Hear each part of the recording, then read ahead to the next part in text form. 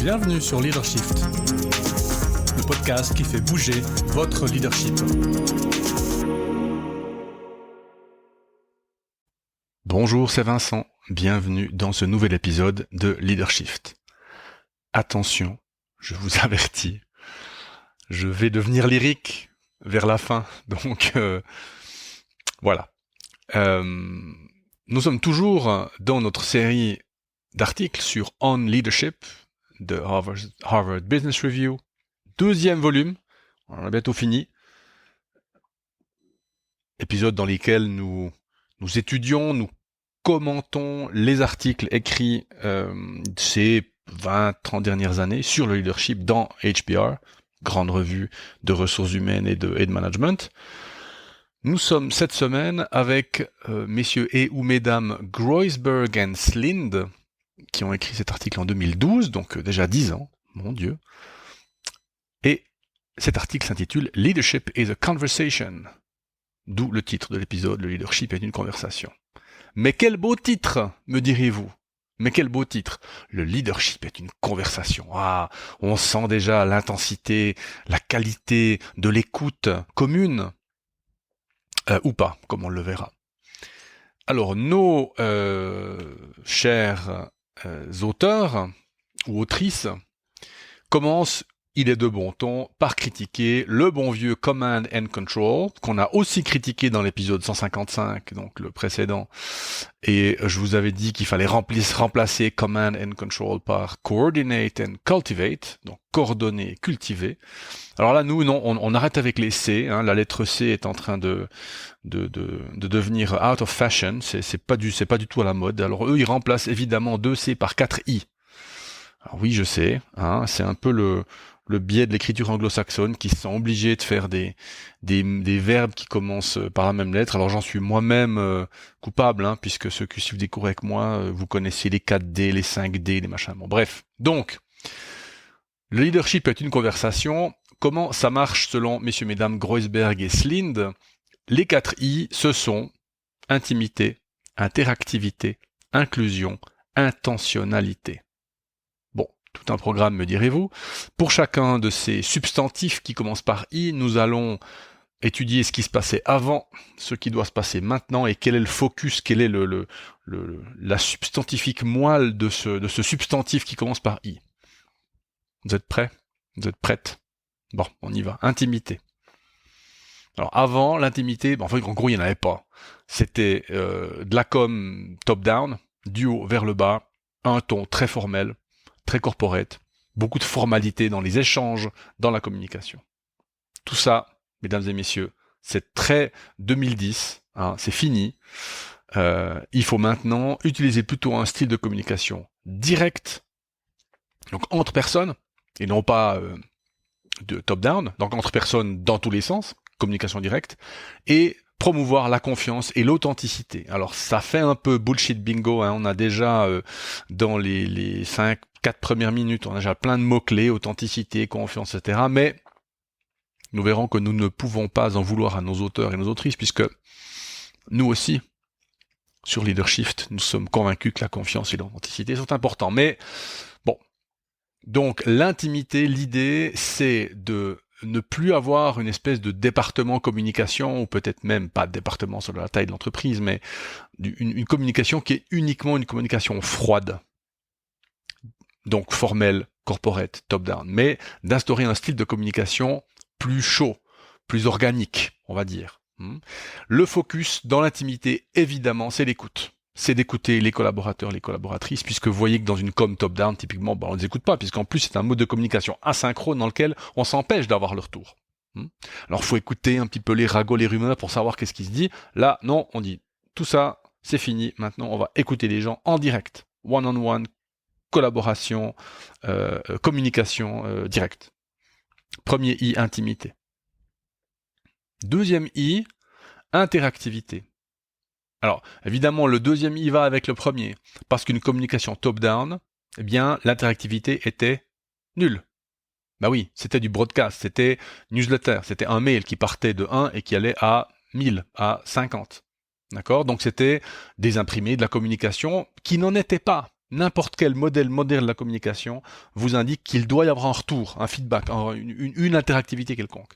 Donc, on arrête de broadcaster, on arrête de faire une espèce de com qui est une espèce d'illusion, de se dire on a écrit à tout le monde la même chose, et donc tout le monde aura compris la même chose. Ça, c'est une jolie image, mais elle est complètement fausse. Ce n'est pas possible. Et donc, il faut remplacer ça par parler avec, ne pas parler à. On parle pas aux gens, on va parler avec les gens. Vous voyez, comme parler aux gens, c'est la newsletter, parler avec les gens, c'est la conversation, justement.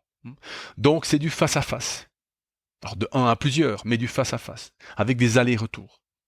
Alors, vous sentez déjà les plus efficients d'entre vous, efficientes d'entre vous, vous sentez déjà la perte de temps. Un ingénieur aurait déjà calculé la perte de temps par rapport à l'ancienne communication, beaucoup plus efficace.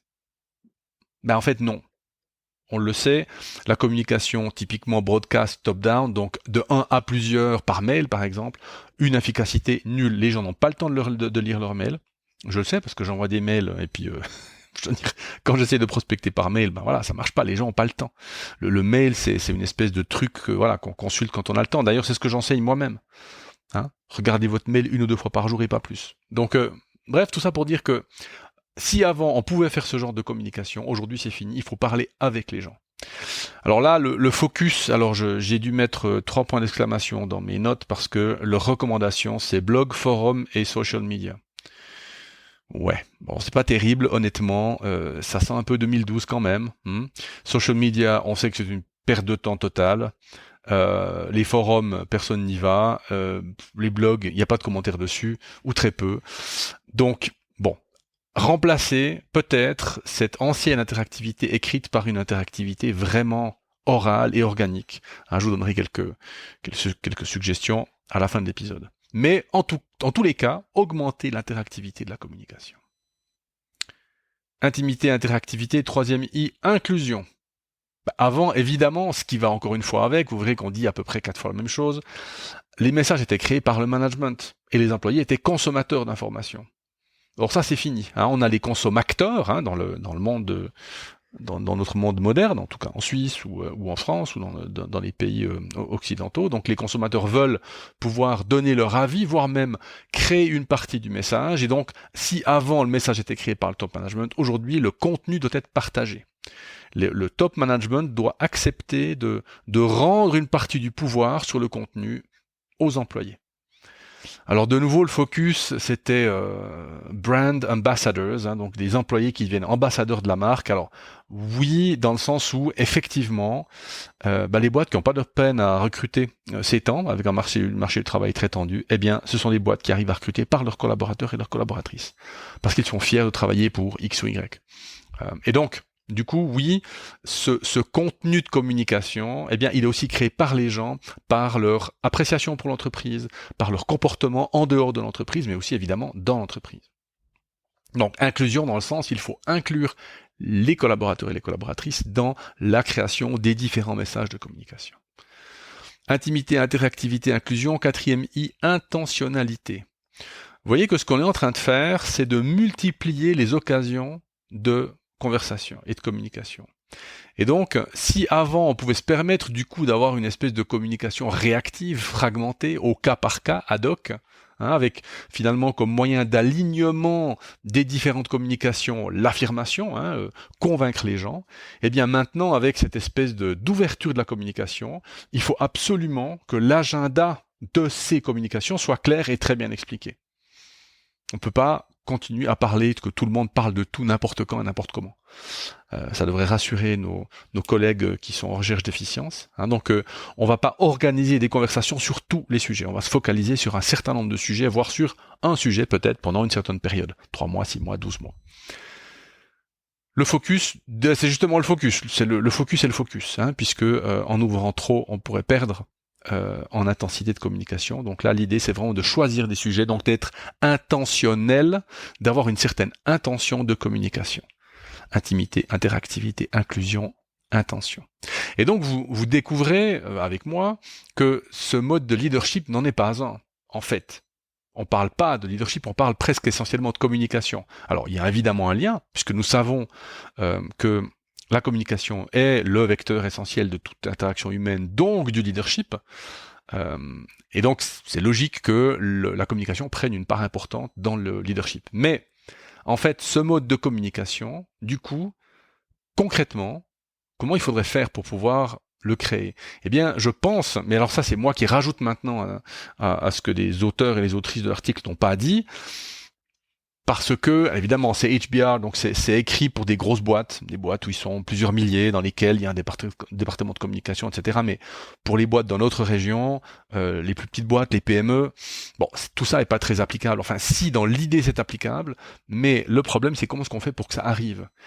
Et en relisant ces 4 I, intimité, interactivité, inclusion, intentionnalité, je me suis rendu compte qu'en fait, je pense que ce mode de communication émergera naturellement pour toutes les organisations qui s'occuperont en fait d'activer certains leviers, comme la confiance organisationnelle. Allez voir l'épisode 111. Comme faire émerger la sécurité psychologique, épisode 129. Donc on fait émerger la sécurité psychologique qui fait émerger ce mode de communication ouvert. Les entreprises et les organisations qui travaillent sur la motivation, épisode 96, évidemment, personnes motivées, collaborateurs, collaboratrices motivés, plus ouverts, plus disponibles à s'ouvrir et à prendre des risques de conversation. Si on travaille sur l'engagement, épisode 94. Donc, l'ensemble de ces leviers, certains sont même d'ailleurs déjà des émergences de leviers plus profonds, permettent de faire apparaître ce mode de communication ouvert. On ne peut pas décréter du jour au lendemain, on va dorénavant communiquer de manière de manière intime, interactive, inclusive et intentionnelle. Pourquoi est-ce que du coup ce mode de leadership est important? Parce que il indique que si l'ère du command and control est finie, il faut le remplacer par quelque chose qui est beaucoup plus difficile. Et c'est plus difficile parce qu'il s'agit d'écouter. Vous voyez que on a une communication qui est beaucoup plus interactive, bidirectionnelle ou multidirectionnelle, donc il y a une partie d'écoute importante. Quand vous écrivez un document Word que vous allez passer à vos collaborateurs, vos collaboratrices, vous n'avez pas besoin d'écouter. Vous avez juste besoin de savoir rédiger. Or là, il s'agit d'écouter. Et comme il s'agit d'écouter, il s'agit de donner du temps. Pourquoi ? Parce que étymologie du mot converser, vous avez cru que vous alliez échapper à mon étymologie, que nenni. Eh bien, converser vient du latin conversari, qui veut dire fréquenter, s'associer, ou qui est en tout cas lié, ce mot latin conversari, à méditer, mais pas méditer dans le sens de faire la méditation avec une app, dans le sens de regarder les étoiles et de méditer, c'est-à-dire de penser profondément, de réfléchir, réflexion. Conversari est aussi lié avec le verbe s'associer. Vous voyez que s'associer, c'est se mettre avec quelqu'un pour créer un message, par exemple. Plutôt que de parler à, on essaie de parler avec. C'est aussi, ce mot converser est aussi lié au verbe habiter, au verbe vivre. Ce qui est très intéressant, parce que habiter, vivre, justement, ça prend du temps. Donc vous voyez que tous ces verbes, méditer, s'associer, habiter, vivre, prennent du temps. Donc il est impossible d'obtenir ces fruits de communication ouverte sans donner du temps aux personnes. Pourquoi nous devons donner du temps aux personnes ? Parce que naturellement, elles ont été formatées à l'efficience technocratique. Le plus vite possible, le mieux possible.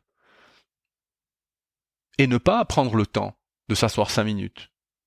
Les pieds sur le bureau, et de réfléchir. Faites ça une fois au bureau, vous verrez les regards que vous aurez, les remarques que vous aurez. Qu'est-ce qu'il y a, tu travailles pas, Ou simplement, restez devant votre écran, sans bouger, en open space, pendant 2 minutes.